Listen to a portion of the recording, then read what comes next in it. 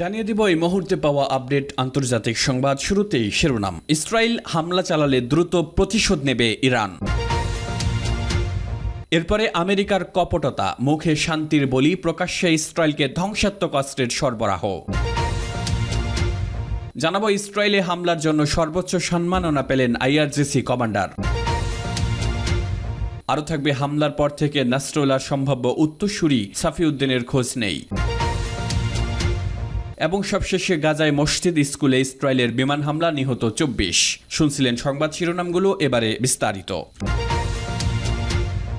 Israel হামলা চালালে দ্রুত প্রতিশোধ নেবে ইরান। ইসরায়েলের যে কোনো সম্ভাব্য পদক্ষেপের জন্য ইরান সম্পূর্ণ প্রস্তুত বলে জানিয়েছেন দেশটির সামরিক বাহিনী। রোববার তেহরানের সামরিক সূত্রের বরাত দিয়ে বার্তা সংস্থা ইরনা জানায়, ইসরায়েল কোনো আক্রমণ চালালে ইরান তাৎক্ষণিকভাবে প্রতিশোধমূলক ব্যবস্থা নেবে। ইরানের পরিকল্পনায় বিভিন্ন ধরনের পাল্টা এবং নির্দিষ্ট হামলার ব্যবস্থা রয়েছে, যা ইসরায়েলের পদক্ষেপের প্রকারভেদ অনুযায়ী সিদ্ধান্ত নেওয়া হবে। ইরানের সামরিক সূত্রটি আরও জানিয়েছে যে ট্রু প্রমিস 2 অভিযানের সময় ইরান দেখিয়েছে যে তারা ইসরায়েলের যে কোনো স্থানে হামলা চালাতে সক্ষম। প্রসঙ্গত, গত 1 অক্টোবর রাতে ইরানের সামরিক বাহিনী ইসরায়েলের সামরিক গুপ্তচর এবং গোয়েন্দা ঘাঁটিগুলো লক্ষ্য করে প্রায় 200টি ক্ষেপণাস্ত্র ছোড়ে, যা ফিলিস্তিনের স্বাধীনতাকামী সংগঠন হামাসের রাজনৈতিক প্রধান ইসমাইল হানিয়া, হিজবুল্লাহর মহাসচিব হাসান নাসরুল্লাহ এবং আইআরজিসির ব্রিগেডিয়ার জেনারেল আব্বাস নীলফরুসানের হত্যার প্রতিশোধ হিসেবে চালানো হয়। এরপর থেকেই মক্ষম জবাব দিতে ইরানে পাল্টা হামলা চালানোর ঘোষণা দিয়েছেন ইসরায়েলের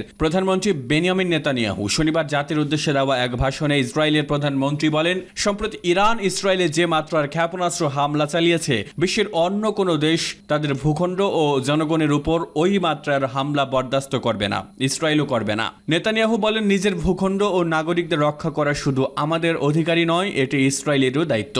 ইসরায়েল সেই দায়িত্ব নিশ্চিতভাবে পালন করবে। এমন প্রেক্ষিতে ইরানের এই বার্তা ইসরায়েল ও ইরানের মধ্যে উত্তেজনা আরও বাড়িয়ে তুলেছে, যা আঞ্চলিক নিরাপত্তার জন্য গুরুতর হুমকি হয়ে দাঁড়িয়েছে। সূত্র মেহের নিউজ এজেন্সি।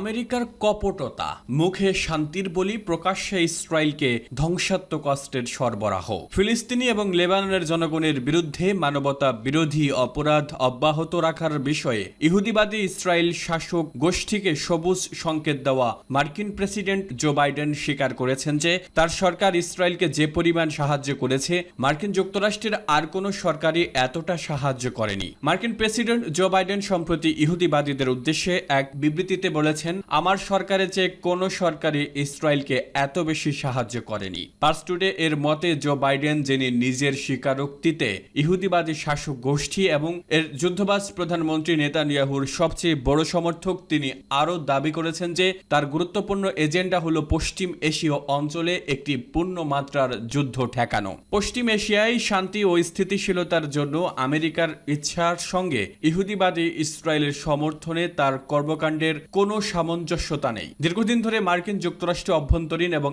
আন্তর্জাতিক জনমতের চাপে গাজা ও লেবাননের যুদ্ধ বন্ধ করার জন্য একটি যুদ্ধবিরতি প্রতিষ্ঠা এবং পক্ষগুলোর মধ্যে একটি চুক্তিতে পৌঁছানোর চেষ্টা করছে বলে দাবি করছে। মার্কিন সরকার পশ্চিম এশিয়ায় যুদ্ধের আকাঙ্ক্ষা এবং হত্যালোভীর সঙ্গে সামঞ্জস্য রেখে সর্বদা একাধিক এবং পরস্পর বিরোধী অবস্থান গ্রহণ করার সময় এই দাবি করা হয়। এর ফলে ইহুদিবাদী ইসরায়েলের প্রধানমন্ত্রীকে নির্ভীকভাবে তার অপরাধ চালিয়ে যেতে এবং এখন যুদ্ধের পরিধি লেবাননে প্রসারিত করতে তাকে সাহায্য করেছে। মার্কিন যুক্তরাষ্ট্রের সাবেক প্রেসিডেন্ট বারাক ওবামার আমলে তেল আবিব ও ওয়াশিংটনের মধ্যে চুক্তি অনুযায়ী আমেরিকা প্রতি বছর ইহুদিবাদী ইসরায়েলকে $3.8 বিলিয়ন সামরিক প্যাকেজ দেবে বলে সিদ্ধান্ত গৃহীত হয়। অন্যদিকে একটি প্রতিবেদনে বলা হয়েছে, 2023 সালের 7 অক্টোবর হামাসের সঙ্গে ইসরায়েলের যুদ্ধ শুরু হওয়ার পর থেকে আমেরিকা 2024 মার্চ বিল থেকে $3.8 বিলিয়ন এবং 2024 এপ্রিলের একটি সম্পূরক বরাদ্দ বিল থেকে $8.7 বিলিয়ন সহ ইসরায়েল কমপক্ষে $12.5 বিলিয়ন সামরিক সহায়তা প্রদানের আইন প্রণয়ন করেছে।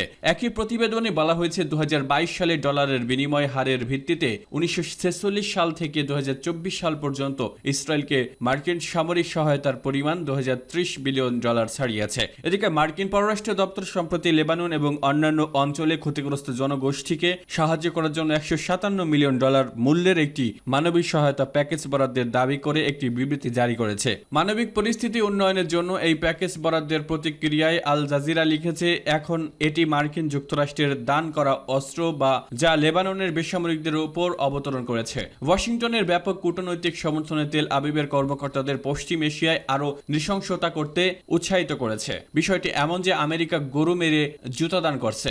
এ প্রসঙ্গে মার্কিন সিনেটের সশস্ত্র বাহিনী কমিটির সিনিয়র সদস্য ডেমোক্রেটিক সিনেটর মার্ক ক্যালি স্বীকার করেছেন যে লেবাননের সাম্প্রতিক অপরাধযোগ্য ঘটানোর ক্ষেত্রে ইহুদিবাদী শাসক গোষ্ঠী যুক্তরাষ্ট্রের তৈরি গাইডেড বোমা ব্যবহার করেছে। ওয়াশিংটন পোস্ট সংবাদপত্র ইহুদিবাদী শাসকদের দ্বারা প্রকাশিত চিত্রগুলো পরীক্ষা করার পরে লিখেছে, ইসরায়েল সম্ভবত বৈরুতে হামলায় মার্কিন যুক্তরাষ্ট্রে তৈরি 2000 পাউন্ড বোমা ব্যবহার করেছিল, যার ফলে হিজবুল্লাহর মহাসচিব সাইদ হাসান নাসরুল্লাহ শহীদ হন। ইসরায়েলে হামলার জন্য সর্বোচ্চ সম্মাননা পেলেন আইআরজিসি কমান্ডার। ইসরায়েলে ক্ষেপণাস্ত্র হামলার জন্য ইসলামী বিপ্লবী গার্ড বাহিনীর অ্যারোস্পেস ডিভিশনের কমান্ডারকে সর্বোচ্চ সম্মাননা প্রদান করেছেন ইরানের সর্বোচ্চ নেতা আয়াতুল্লাহ আলী খামেনি। শীর্ষ সামরিক ব্যক্তিদের উপস্থিতিতে কমান্ডার আমির আলী হাজিজাদের সর্বোচ্চ নেতার কাছ থেকে ফাতহ পদক গ্রহণ করেন। পদকটি সর্বোচ্চ সামরিক সম্মাননাগুলোর মধ্যে একটি, যা সামরিক কৃতিত্বের জন্য দেওয়া হয়। এটি 1980 এর দশকে 8 বছরের ইরাক যুদ্ধের সময় প্রথম প্রতিষ্ঠিত হয়েছিল। তখন থেকে অল্প সংখ্যক নেতাই এই পদক লাভ করেছেন। গত মঙ্গলবার রাতে ইসরায়েলকে লক্ষ্য করে অন্তত 180টি ব্যালিস্টিক ক্ষেপণাস্ত্র নিক্ষেপ করে ইরান। হামলার পর ইসরায়েল জুড়ে বিভিন্ন স্থানে বিস্ফোরণের শব্দ শোনা গেছে, তবে ক্ষয়ক্ষতির পরিমাণ সেভাবে প্রকাশ করেনি ইসরায়েল। সম্প্রতি হামাস, হিজবুল্লাহ ও ইরানের সিনিয়র কমান্ডারদের হত্যার জবাবে এই মিসাইল হামলা চালানো হয় বলে জানিয়েছে ইরানের রেভলিউশনারি গার্ড। তারা বলছে, ইসরায়েল যদি এই হামলা জবাব দেয় তবে আরও হামলা চালানো হবে।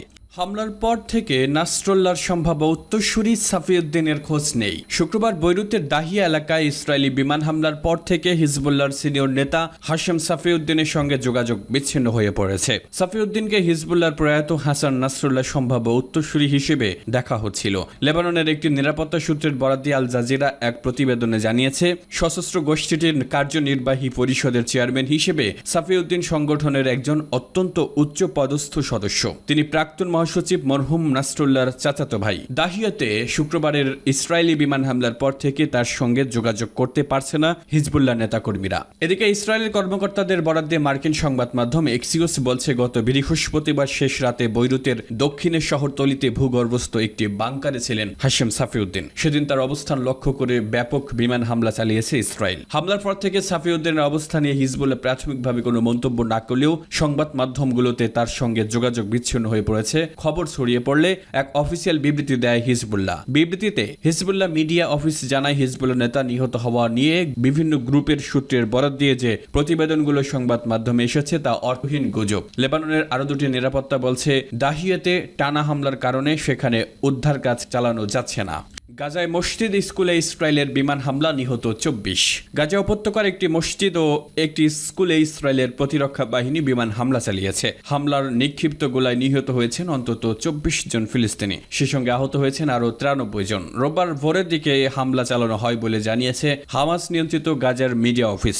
মিডিয়া অফিসের তথ্য মতে ইসরায়েলি বিমান হামলার লক্ষ্যবস্তু ছিল একটি মসজিদ ও একটি স্কুল, যেখানে বাস্তুচ্যুত মানুষরা আশ্রয় নিয়েছিলেন। আলাক্সা হাসপাতালের নিকটবর্তী দেইর আল বালাহ এলাকার ওই মসজিদ এবং ইবনে রুশদ স্কুলে এই হামলা চালানো হয়। গাজার বেসামরিক প্রতিরক্ষা বিভাগের মুখপাত্র মাহমুদ বাশাল এএফপিকে বলেন, মসজিদে হামলায় নিহত হয়েছেন 21 জন, বাকি 3 জন নিহত হয়েছেন স্কুলে হামলার ঘটনায়। সেই সঙ্গে উভয় ঘটনায় আহত হয়েছেন 93 জন। আহতদের মধ্যে বেশ কয়েকজনের অবস্থা আশঙ্কাজনক। আহতদের সবাইকে গাজার আল আকসা হাসপাতালে ভর্তি করা হয়েছে বলে জানিয়েছেন বাশাল। রোববার পৃথক এক বিবৃতিতে ইসরায়েলের প্রতিরক্ষা বাহিনী এএফপিকে জানিয়েছেন, হামাস সন্ত্রাসীদের উপর সুনির্দিষ্ট হামলা চালানো হয়েছে। ফিলিস্তিনি প্রতিরোধ গোষ্ঠী হামাস ওই মসজিদ ও স্কুলটিকে কমান্ড সেন্টার হিসেবে ব্যবহার করেছিল বলে দাবি করেছে আইডিএফ। আইডিএফ আরও জানায়, তাদের কাছে তথ্য রয়েছে গাজায় দেইর আল বালাহ সেই মসজিদ এবং স্কুলটিতে সাধারণ ফিলিস্তিনিদের ছদ্মবেশে হামাসের সন্ত্রাসীরা অবস্থান নিয়েছে। তাদের অভিযানের প্রধান ও একমাত্র লক্ষ্য ছিল সন্ত্রাসীরা। এদিকে গাজায় ইসরায়েলি বাহিনীর অভিযান শুরুর 1 বছর পূর্তির একদিন আগে চালানো এই হামলা। 2023 সালের 7 অক্টোবর ইসরায়েলের দক্ষিণাঞ্চলীয় ভূখণ্ডে ঢুকে অতর্কিত হামলা চালায় গাজা উপত্যকা নিয়ন্ত্রণকারী গোষ্ঠী হামাস এবং তার মিত্র গোষ্ঠী প্যালেস্টাইনিয়ান ইসলামিক জিহাদের 1000 যোদ্ধা। হামলার পর এলোপাতাড়ি গুলি চালিয়ে 1200 জনকে হত্যার পাশাপাশি 242 জনকে জিম্মি হিসেবে গাজায় নিয়ে আসে হামাস যোদ্ধারা। তাদের মধ্যে এখনও শতাধিক জিম্মি হামাসের কবজায় রয়েছেন। এদিকে জিম্মিদের উদ্ধারে ওই দিন থেকে গাজায় অভিযান শুরু করে ইসরায়েলি বাহিনী। সেই অভিযানে এ পর্যন্ত নিহত হয়েছেন 41,000-এরও বেশি মানুষ এবং আহতের সংখ্যা ছাড়িয়েছে 90,000।